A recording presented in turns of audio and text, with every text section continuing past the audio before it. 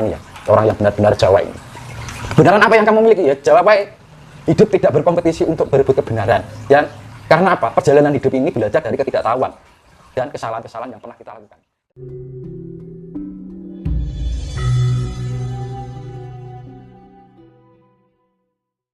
Kalau kita setelah tahu bagaimana, begini loh caranya, ya, ini, ya apa rokok, gitu, tinggal apa, digudut, caranya disedot, ya, kalau sudah dikeluarkan, oh ternyata gini, gitu, akhirnya apa, bagaimana caranya sudah tahu caranya, terus untuk apa, untuk apa, nek Jawa ngarani, menjawabnya, oh iya kan, ya toh sepele toh, kan gitu. Sebenarnya kan segala tuntunan kehidupan ketika manusia mampu memahami segala fungsi organ tubuh di dalam tubuh kita akan bisa mengetahui kesejatian dari gelaring jagat ngalam sakalir, jagat semesta ini kita bisa pelajari melalui tubuh kita loh, penak loh. Akhirnya manusia bisa membuat lontar, bikin kitab, bikin sastra, ya kan. Leluhur kita kan dulu kayak gitu. Nah makanya gak usah jauh-jauh berguru, saya kembalikan bergurulah pada diri sendiri kan gitu. Makanya orang Jawata itu saya bilang tadi, orang Jawa yang benar-benar sejati atau Jawoto gitu. Ketika ditanya agamamu apa, kalau saya tidak ibaratnya gini, kalau orang Jawa yang Jawata ketika ditanya agama, tidak punya agama apa, agamanya apa, tidak punya agama tapi bisa merasakan keberadaan Tuhan yang hadir setiap di dalam yang masuk ke tubuh kita. Ini kopi enek banyune Gusti Allah dunia awakku. Nah kita menyadari kalau kita lagi minum dari hasil yang dihasilkan oleh Tuhan. Nah kan yang menghasilkan Tuhan. Kita menghidup udara, wah ini enek angin gitu, aku sambutkan enek urip ya toh. Kita menyadari itu, kita mandi biur, wah aku dimandiin sama Tuhan. Kita menyadari, ketika kita menyadari keberadaan alam yang masuk ke dalam atau menghadap di dalam tubuh kita akan ada kenaikan ionisasi atau kenaikan energi di dalam diri kita, energi positif. Ya, energi positif itu bisa meningkatkan tingkat kepekaan karena terbangunnya kesadaran. Ya gitu. Makanya kan lampu kan butuh energi yang namanya listrik, akhirnya bisa menyala. Ya sama aja. Makanya kan kalau orang bingung cari guru, itu kan kuncinya orang Jawa ki, di mana tempat ibadahmu? Nggak punya tempat ibadah, bangunan atau gedung, tapi dimanapun tempat berada, saya menginjak itu adalah tempat ibadah. Kitabmu namanya apa? Kitab tanpa tulis, gumantong tanpa centelan, gue tanpa papan, kan itu, ya kan? Ya itu tadi. Pengertian perjalanan kehidupan itu bagikan kitabnya ya sudah ada di dalam diri kita. Ketika manusia mampu memahami setiap partikel di dalam tubuh kita, maka manusia itu akan memahami tentang jagat sakaler atau alam semesta ini. Loh, penak toh. Gusti Allah kurang apa toh jan? Iya kan? Diri wang nganti merguru tekan kono kene ra entuk apa-apa malah disio-sio kan. Iya toh. Makanya kan terus manusia kiblatnya di mana? Ya guru sejati. Ya kan? Nabinya sapa? Dewa Ruci. Ya tak? Kan gitu.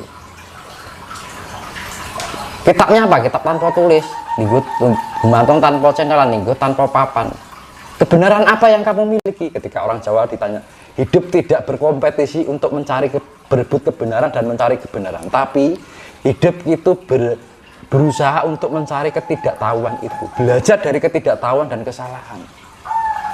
Ketika ada ajaran hanya memperdebatkan dan merebutkan kebenaran, kamu kok, wah bener ini orang pernah ngomong bener. Orang yang benar sebenarnya tidak pernah merasa dirinya benar. Ya, tapi mengerti makanya orang kalau masih berebut kebenaran justru dia bukan yang benar. Kan makanya ketika kita mau mempunyai kawruh Jawata ini ya, orang yang benar-benar Jawa ini, kebenaran apa yang kamu miliki? Ya jawab baik. Hidup tidak berkompetisi untuk berebut kebenaran, dan Karena apa? Perjalanan hidup ini belajar dari ketidaktahuan dan kesalahan-kesalahan yang pernah kita lakukan. Dan satu hal, jangan pernah menghitung kebenaran, tapi lebih baik seberapa banyak keburukan tingkah laku kebodohan yang pernah kita lakukan. Iya toh? Mau nek ngitung bener berarti kita duwe pamrih. Iya toh? Saya sudah melakukan kebenaran ini. Akhirnya Gusti Allah ra ngabulke, Allah tidak ada, Gusti Allah tidak adil lah ngene. Akhirnya Allah sing dijustifikasi, gitu. Tapi kalau orang yang merasa salah, makanya kan jangan pernah menghitung kebenaran yang kita lakukan. Anggap aja kebenaran itu suatu kewajiban, dharma. Tapi hitunglah seberapa banyak kelakuan buruk dan kebodohan yang telah pernah kita lakukan. Nah, nek wong Jawa ngono kuwi. Nah, ajaran-ajaran ini yang namanya ajaran budi pekerti. Sing arep dibalekke wong yang sabda palong sing ditagih lak ya iki ta, Mas. Wong padha rebutan bener. Rumoso bener. Ketika ada ajaran yang masuk ke Nusantara ini yang merasa dirinya benar. Wis tak omongke mau nek wong rumoso bener iki berarti ora bener. Ya toh. Makanya nek diarani yang sabdo palon itu ibaratnya tuan rumah.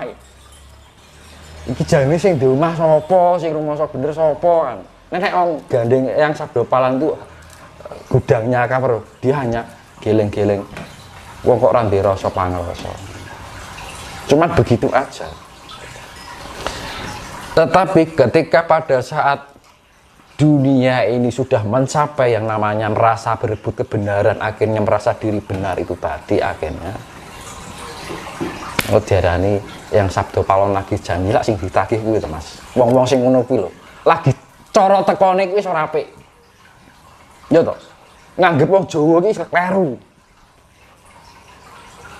Ajaran yang orang yang masuk ke Jawa itu merasa benar.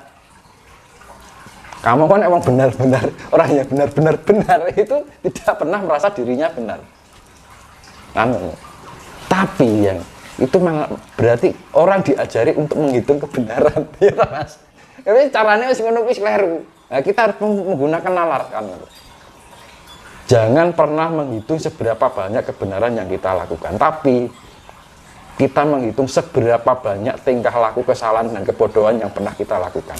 Karena kebenaran yang kita lakukan adalah kewajiban atau dharma. Orang perlu dihitung, kan ngono. Tapi nek kebodohan ini perlu dihitung, tinggal apa?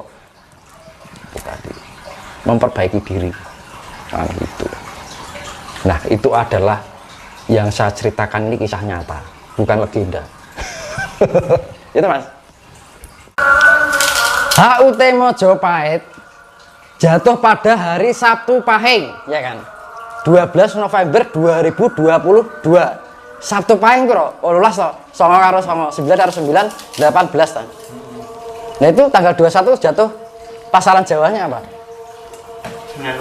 Senin. Senin itu 4, legi 5. Piro? 9. Ya wis to. Kodenya kan itu. Ya kan? Nah, kalau itu sebuah halusinasi, apa iso nemokke koyo ngono? Gitu. Kalau misalkan halusinasi, mosok iso nglambreh ngomong koyo ngono.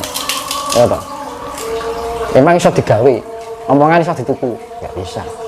Pengetahuan harta benda bisa dibeli, tapi kawruh hidup tidak bisa dibeli.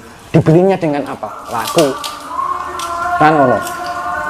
Nah, berusahalah kita untuk berpikir dengan nalar. Jangan sampai merasa benar dan pintar dari ketidaktahuan. Akhirnya mencari penilaian pada orang lain. Nah, itu sangat disayangkan sekali. Makanya saya kembalikan, HUT Mojopahit jatuh pada tanggal Sabtu Pahing 12/11/2022. Nah, Cianjur terjadi tanggal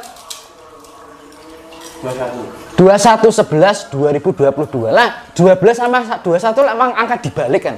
Dan itu terpaut 9 hari. Jatuh pada Senin legi, Senin 4 legi 5, songo. Kan gitu. Gitu. Itu kode. Loh, saya dapatkan dari sini apa halusinasi kan gitu. Kan karena apa? Komunikasi perlunya kita bisa komunikasi dengan leluhur ini seperti ini logika real ya kan. Angka itu sifatnya absolut mutlak real kan gitu.